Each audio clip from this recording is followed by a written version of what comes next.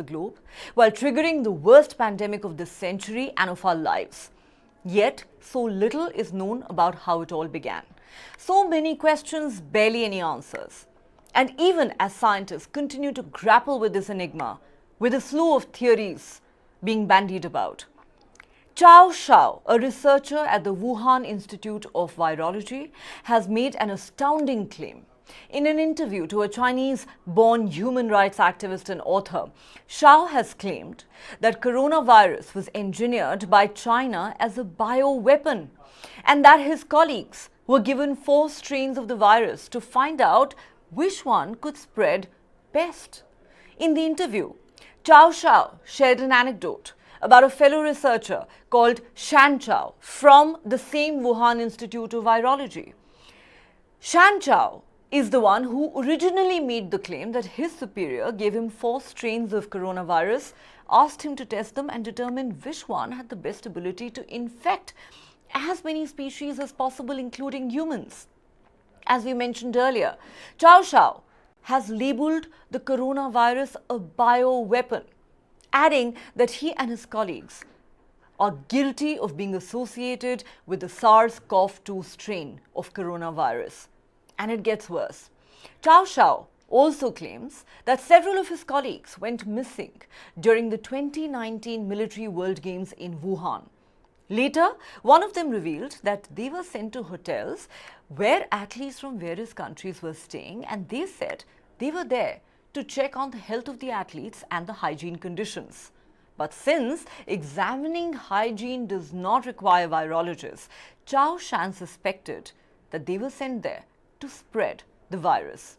He says one of those virologists was asked to inoculate people from other countries during that event so that they could be infected and they could then carry the pathogen back to their home countries with minimum symptoms. Chao also says that in April 2020, he was sent to Xinjiang to check the health status of the Uyghurs who were imprisoned in the re-education camps. He says he strongly suspects that he was sent there to either spread the virus or to observe how the virus worked on humans. These shocking claims come days after the head of US intelligence said there is no definitive evidence to back the claim that COVID-19 virus was created in the Chinese government lab, and that 3 scientists at this lab were among the very first people to be infected with COVID-19, and that they may have created the virus themselves. A few months ago, President Biden signed a bill into law requiring declassification of intelligence related to the COVID pandemic's potential links to this lab. Remember, the World Health Organization's probe into this remained inconclusive. But now, these latest claims over the mystery of just what started the spread of this lethal virus that has caused over 7 million deaths worldwide will only deepen, giving rise to more questions and demands for a fresh international probe into its origins. The US should immediately stop politicizing, instrumentalizing, and weaponizing the COVID-19 origin tracing. Stop smearing and shifting blames on other countries, and stop playing dumb in the face of its own suspicious acts. We urge the US to respond to the world's legitimate concern soon. Voluntarily share the data of the suspected early cases in the US with the WHO. Disclose information about its biolabs at Fort Detrick and elsewhere around the world, and give people of the world the truth they deserve. All right, so what do these shocking claims really mean? What should be read into them? And the most important question is, doesn't the world deserve to know how coronavirus originated? Just what happened at the Wuhan lab of virology in 2019. To discuss this, we are now joined by Rakesh Mishra, Director at the Tata Institute for Genetics and Society, Bengaluru. He is also a Distinguished Emeritus Professor at the Center for Cellular and Molecular Biology in Hyderabad. We're joined by Dr. Rahul Bharga, Senior Consultant at Fortis Hospital, Gurugram, and Completing the panel is Major General S.C. Meston, a defense expert. All right, Rakesh Mishra, let me start with you. You know, this is not the first time since the beginning of the pandemic that somebody has claimed that the origins of coronavirus lay in the Wuhan Institute of Virology. We've heard multiple theories on how the pandemic started, how the virus spread around the globe. Of course, there have been multiple insinuations in the past about how the virus may have accidentally escaped this laboratory.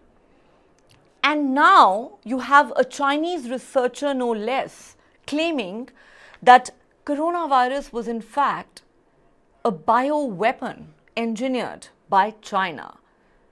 How should we look at these claims that are obviously quite shocking?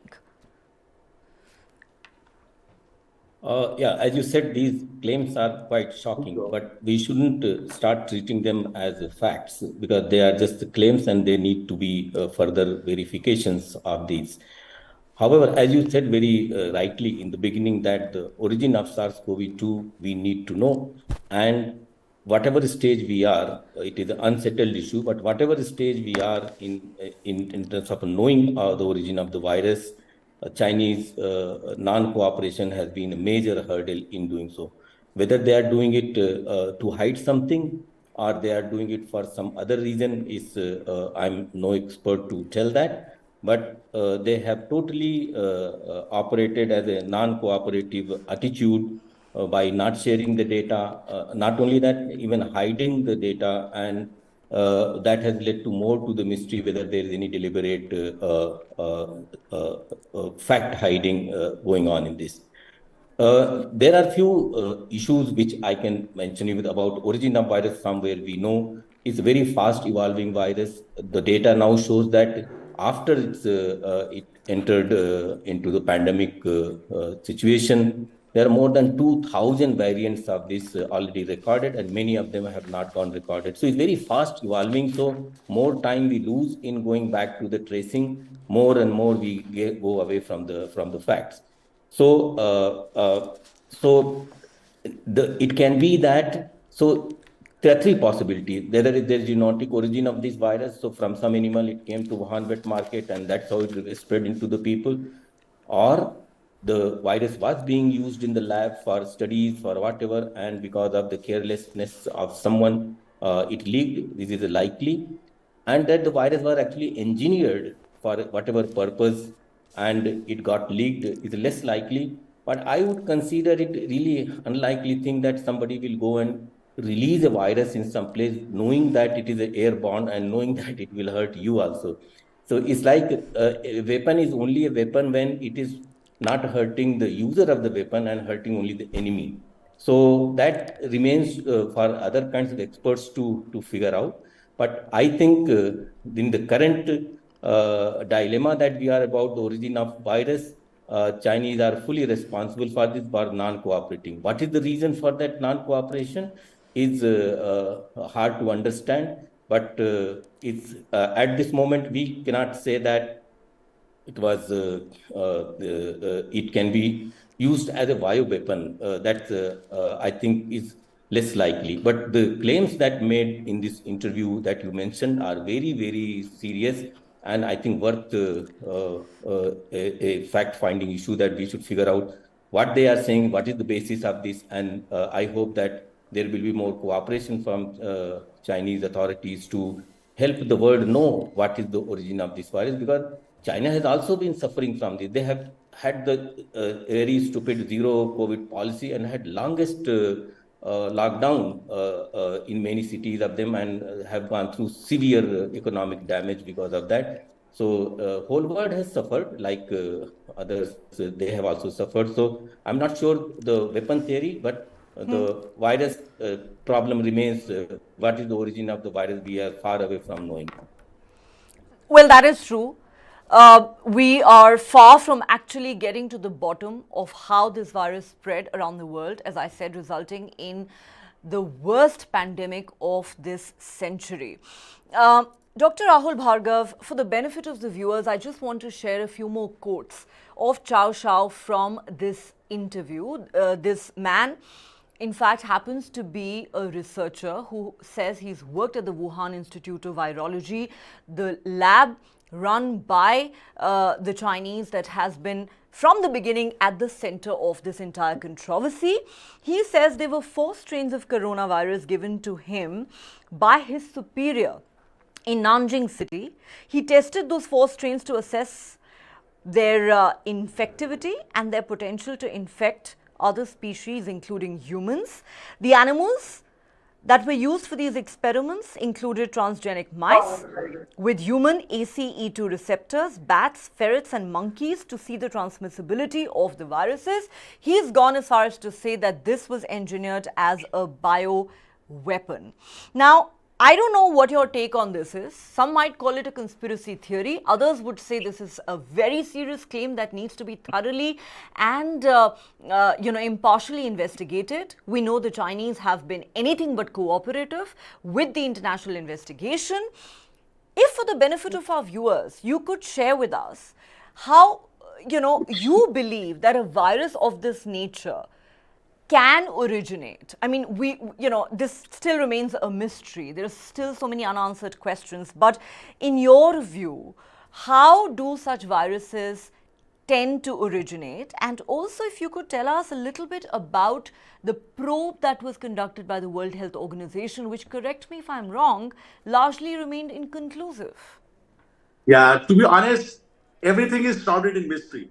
Whether the US role, whether the UN, WHO role, or the Chinese, and the biggest role of the Chinese has been in suspicion for long because they avoided and prevented the WHO teams to enter into Wuhan at the height of pandemic to know what was happening, and thereafter the crucial evidence would have been eradicated.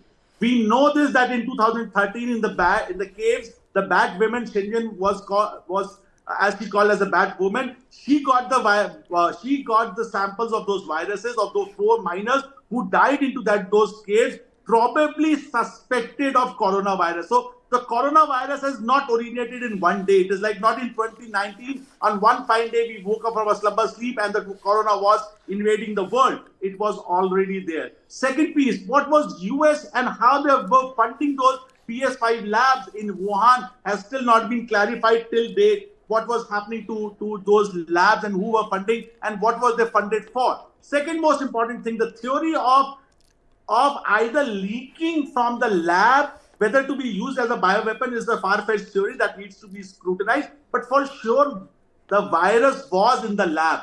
Either way around, if you see the claims made by the Chinese that the virus spilled from the lab to the animal and from animal market went on to mutate immediately within a couple of days to enter into the human cycle is slightly far-fetched, okay? So it does not happen that way. If you see the natural history of viruses, it takes a longish time. With the monkeypox virus, it takes ages to mutate, have that critical mutation to transfer from the animal to survive in the human because both Jumping have got a species. different environment to live. So the most important thing is how virus was already there on the bench. The one thing which all people need to recognize is the virus was not originated overnight. It was on the bench of those BS5 labs. And how and what were they doing with those viruses? They need to answer. Who was funding it and what was they being funded for? There needs to be answer. And this with this Chao Shan claim to come up that the virologists were sent to the athletes and the Uzgar rehabilitation camps to see what was happening. It is all shrouded in mystery. They can be iota of truth. They can be all falsified claims. But they are important to know the virus is not originated in 2019, but the virus ontogeny seems to be coming from 2013. People knew about it and they need to be held culprit for the mass murder of these 7 million people who have died across the world because of this coronavirus. Whether it was an accident, whether it was deliberate, that can all be dwelled upon. But the Chinese authorities needs to answer what was coronavirus doing on the bench. Okay, very, very strong words there from Dr. Rahul Bhargav, who says that, we need to find out just who is responsible for the spread of this virus around the world, and if this was a case of negligence or worse, a conspiracy, well then those behind it need to be punished for what he calls the mass murder of 7 million people around the globe. Let me now go across to Major General S.C. Meston. Sir, I have already quoted what this Chinese researcher who worked at the Wuhan Institute of Virology has said in that interview. The claims are absolutely shocking. Now, I'm not suggesting that I have any independent way of verifying his claims, but this is a Chinese researcher who's worked at that lab, and he tells this human rights activist and author in this interview that, you know, this was engineered by China as a bioweapon. He and his colleagues were given 4 strains of the virus to find out which one could spread best, especially to humans. The man says this is nothing short of biological terrorism by China. And we all know that China has not cooperated at all with the World Health Organization's investigation into this. While there may be a lot of questions about, who funded this research and, whether they should be held equally accountable. But if responsibility has to be fixed, if the buck does stop somewhere, it has to be with China. At the end of the day, it is China which is answerable for these 7 million deaths. And fact of the matter is, it's been well over 3 years since the pandemic began. We still have absolutely no answers. Neha, good evening. Absolutely correct. And the 2 earlier panelists, Dr. Rahul and Dr. Rakesh Mishra, I totally endorse the views, and they have come out with very logical analysis. Now, as a military man, in the army, we have been taught everything starts with the intent, with the purpose. So what was the intent? Intent was very clear. There was some research going on in this institute. There is no doubt. So there is no denying. Now, what was the purpose of this research? Obviously, it was not for humanity. It was for an intent. Whether the intent was military or whether it was to affect mass population, that I would like to draw upon subsequently. But first, the intent is very clear. Something was on. And it is very clear that he was offered 4 strains. And they were also sent that time to investigate and monitor the military personnel who had come for the military Olympic Games. So all this he has stated. Now, I feel, and I'm quite sure both of them would agree, both the doctors, especially the genetics one, what happens is that a cycle is there for producing a virus. Firstly is the research part. And obviously this research was going on. The second is a development. And therefore they had development few strains, and thereafter they have produced, and thereafter the testing. And testing, they have done it with the animals, which you have highlighted very, very correctly. So this was a probable plan to first test it. Now, my view is probably during this testing period, the various scientists were involved who are working in that lab. And somehow, I think one of them during this phase, because the intent has to be seen. First, you always test on animals. That is the general norm.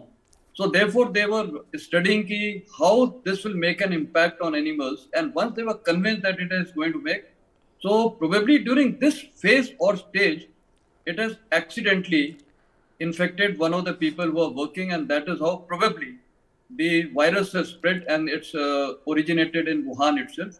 We are all aware about it. So intent was probably carry out more research. So something was produced, but thereafter now they were also aware that this is effective and this is spread through air, the medium of air, and that would impact them also.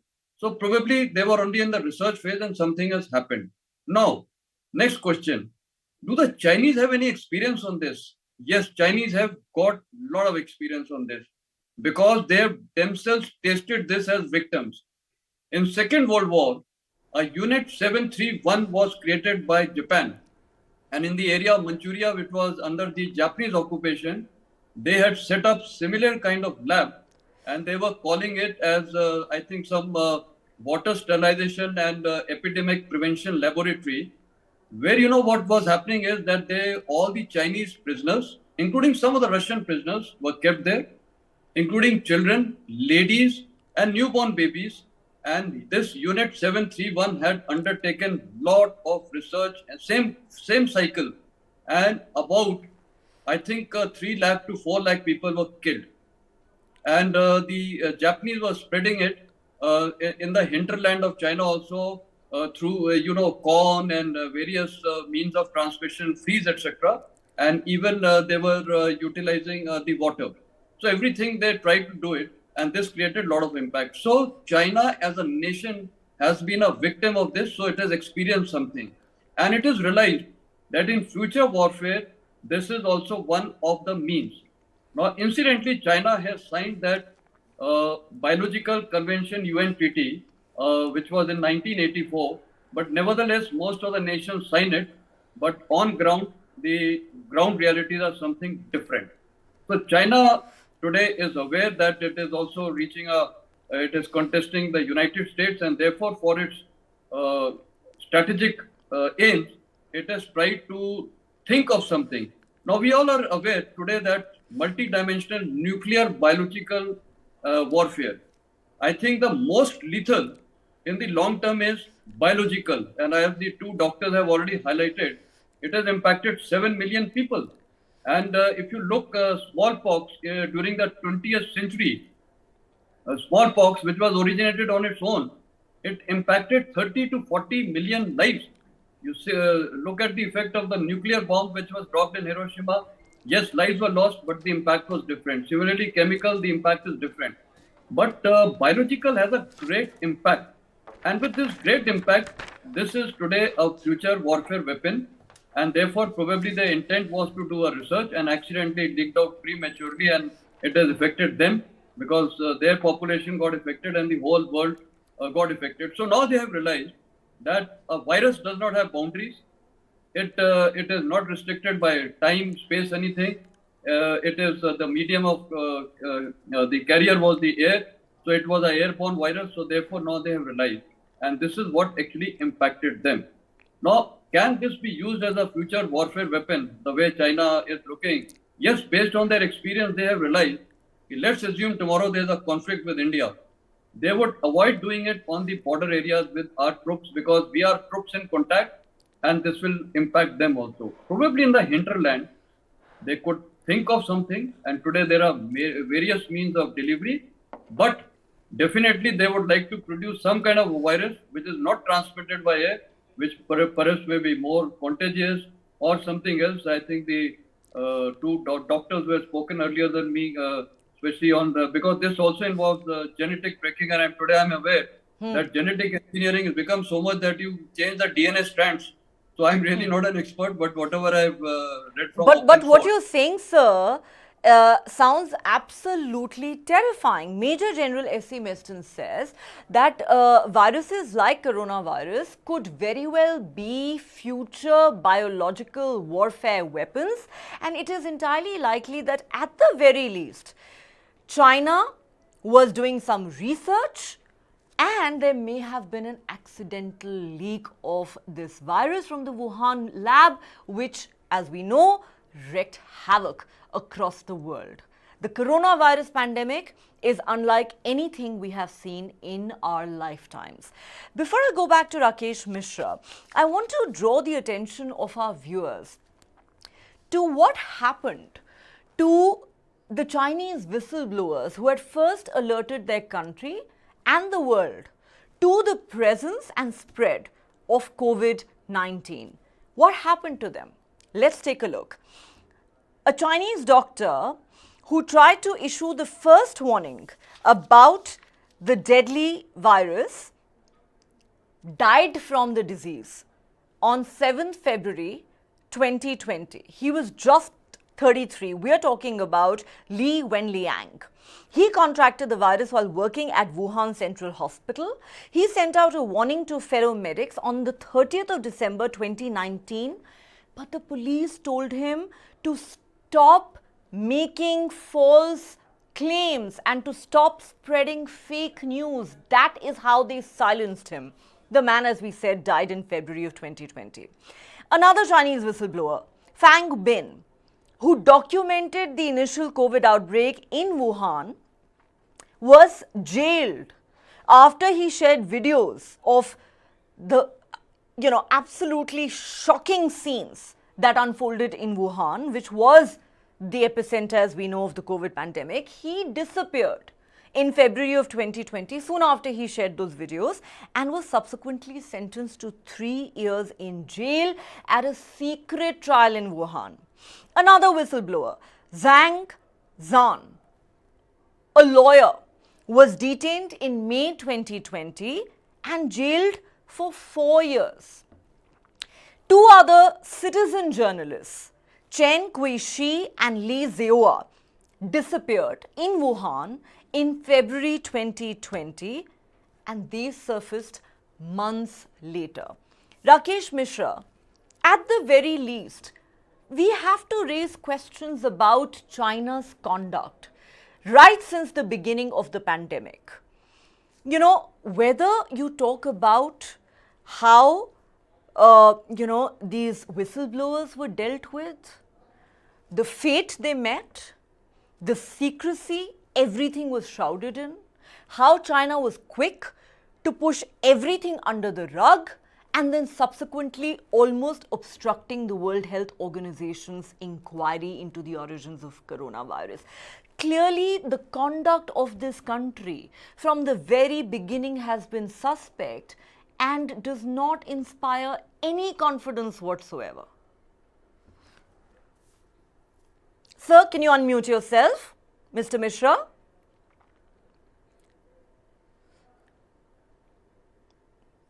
Sorry, yeah. No, you are absolutely right. If there are many other things, if Chinese were transparent and open from disease, maybe prevented it from spreading, control, and the situation was bad. Having said that, later on, when everything is in public, they have hardly any cooperation, and as all the panelists mentioned, they are only hiding and creating more and more mystery and confusing people, not sharing data. So we actually do not know. We are no position to figure out. I would like to appreciate the comments of our Major General in the panel. He is so correct that all so far, whatever has been come to our knowledge, that the Wuhan Institute was working on this virus, and it's very likely that it has been leaked from there. And as he rightly mentioned, nobody will deliberately leak it. It's by mistake or by carelessness it has come out.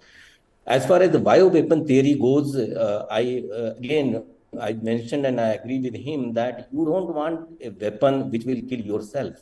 You want protection from yourself. So if you are having an airborne virus as a weapon, then sooner or later it will come to you and it will boomerang to and damage to you. So you need something which saves yourself and hurts only the enemy. So I would really not put so much of weight in the recent interview that it was a bioweapon or whatever, but it deserves scrutiny because it gives one more initiative for the fresh inquiries, maybe a independent inquiry.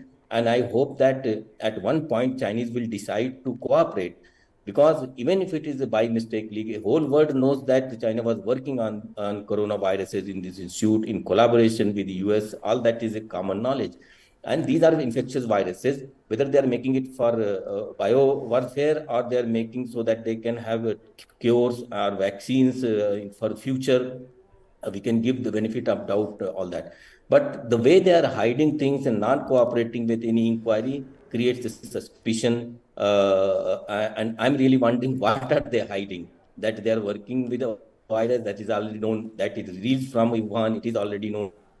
So it's pointless, just non-cooperation. So I think to understand things where it originated, because it will be helpful later for and frankly, If for the the easiest rest of the way world to clear to your take. name and to exonerate yourself from all the charges that are being leveled against you is by being transparent, by allowing an international body such as the World Health Organization to come to your country to do its work. If you really have nothing to hide, why all this secrecy? Secrecy naturally creates suspicion.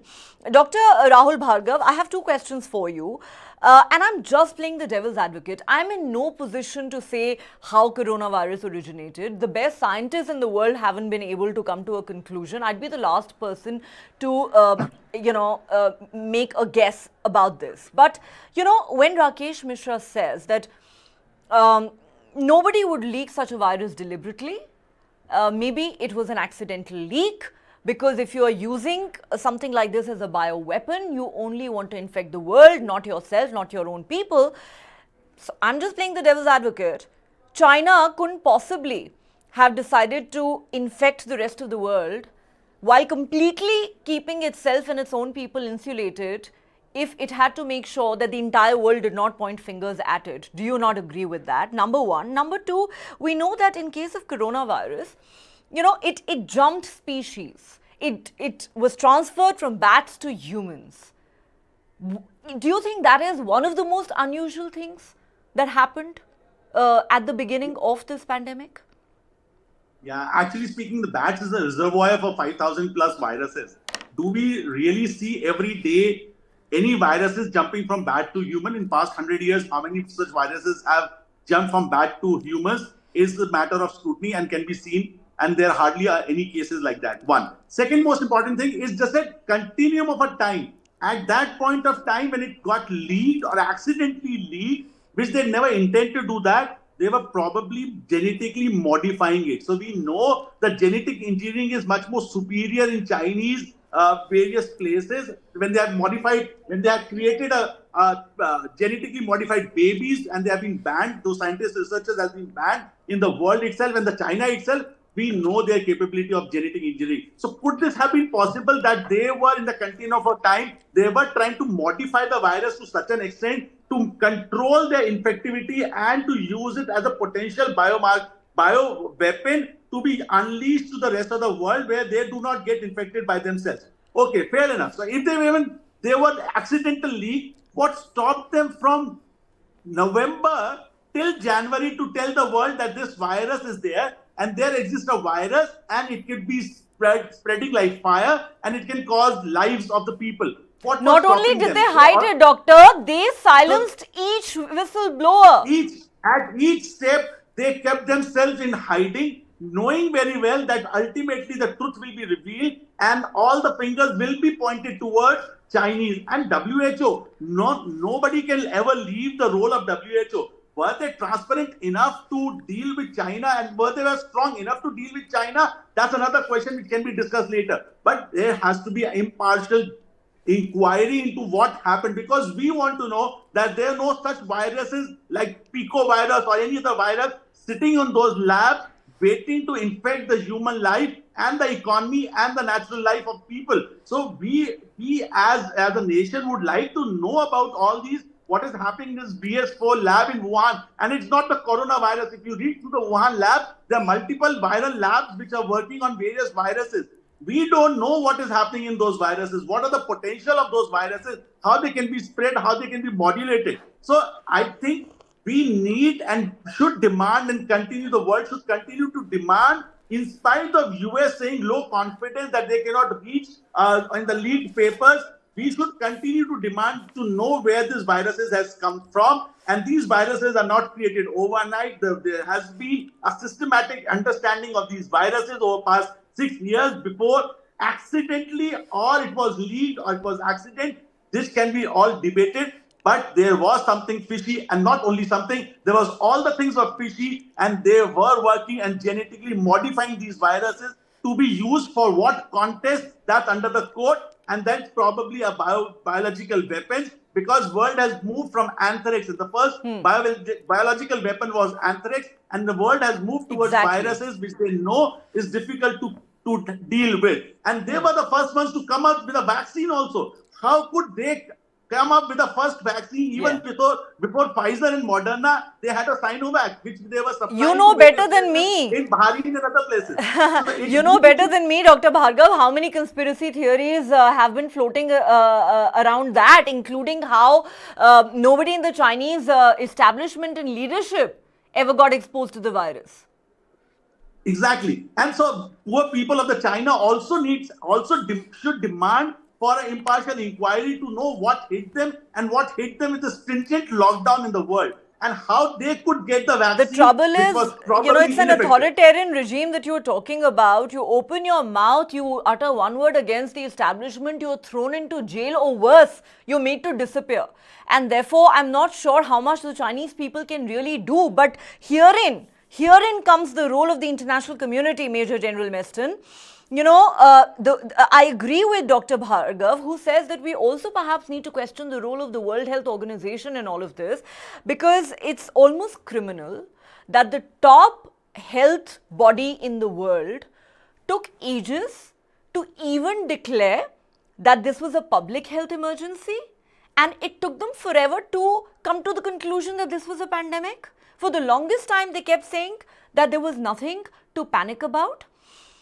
And then, of course, their inquiry did not yield much either. Now, a few months ago, as I mentioned at the start of the show, US President Joe Biden signed a bill into law requiring declassification of intelligence pertaining to the COVID pandemic's potential links to the Wuhan lab of virology.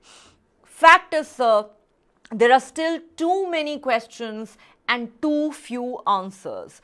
How do you hold a country like China accountable? Surely the international community needs to do more than what it has done so far to bring pressure to bear on China on this issue? Because we all have the right to know. It is something that impacted each one of us, you, me, our loved ones, not to mention the 7 million lives that have been lost. Very true, Neha. The international institutions actually have really not come out the way they should have been. I'll give you a small example. Today, nuclear threat. We have the International Atomic Energy Agency. It has got full rights to visit nuclear plants of any country. We are aware they are going to Zaporizhia and seeing it every day. They have got some of the observers placed there monitoring. And therefore, they have got full rights. They have gone to Iran. They have even visited India. They have got accessibility to visit from safety hazard. From so many points of view, they have got accessibility. Why not create some body, international body, a neutral body, which under the UN today also starts, visiting so-called these research labs. And, for example, today, China is supposed to have, unconfirmed reports said, 42 of these kind of research labs. And they are a question mark. So, firstly, to achieve transparency, China and all countries, since they are also signatory to this biological convention treaty, why people should not visit them, including now also a full research should happen about this origin of coronavirus, meet all the scientists, meet everything. Somehow the world is reluctant. And I think probably Dr. Rahul had mentioned in his earlier remarks that what is the role of United States? I think there is something... the fact that they funded this lab. Yeah, so yes. Exactly. So there are a lot of mysterious things. Next, anyway, now whatever has happened, today we as a nation got to learn some lessons. India has to today evolve an offensive defensive strategy. What does this mean? It means that not offensive means not producing viruses. No. Today we should be aware that there are countries who are so-called not states and they are not truly states, they are authoritarian states who can do anything. China is a live example. Pakistan terrorists are a live example. So, what is the concept of offensive defensive strategy? That firstly, viruses affect the entire nation, the entire globe. Right. Today, Indian nation, actually when Corona came, we all got a wake-up call. We were unprepared. Frankly, it came out of the blue. Right from medical facilities to the reaction of people, actually everyone was in a spin. Whole world was in a spin. Now we know that these kind of possibilities exist. Today, at the national level, it has to be a national strategic, a comprehensive strategy, including doctors, scientists, virologists, people who are in genetics, everyone, including people from the armed forces, scientists. They have to sit down together and think, visualize. This was an airborne vector. Tomorrow there could be some other kind of vectors, contagious vectors. How do we deal with it? And maybe in a year we can have 1 week nominated as an emergency. This thing, the whole nation is geared up. Of course, you're right, sir, that India needs to prepare itself. After all, China is a hostile nation. The world needs to prepare itself because the world has borne the brunt of the coronavirus pandemic, and it is time China stopped hiding behind excuses and gave the world some answers. It is time the international community put more pressure on the Chinese authorities because the entire world deserves to know exactly what happened. We all deserve to get some answers.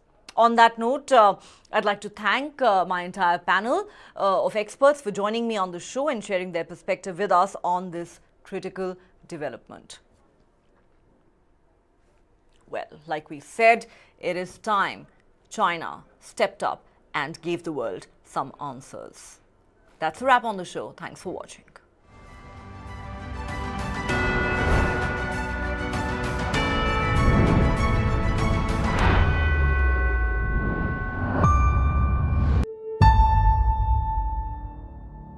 हम अपनी फौज के साथ खड़े हैं हमारी फौज ने हमें जंग जितवाई है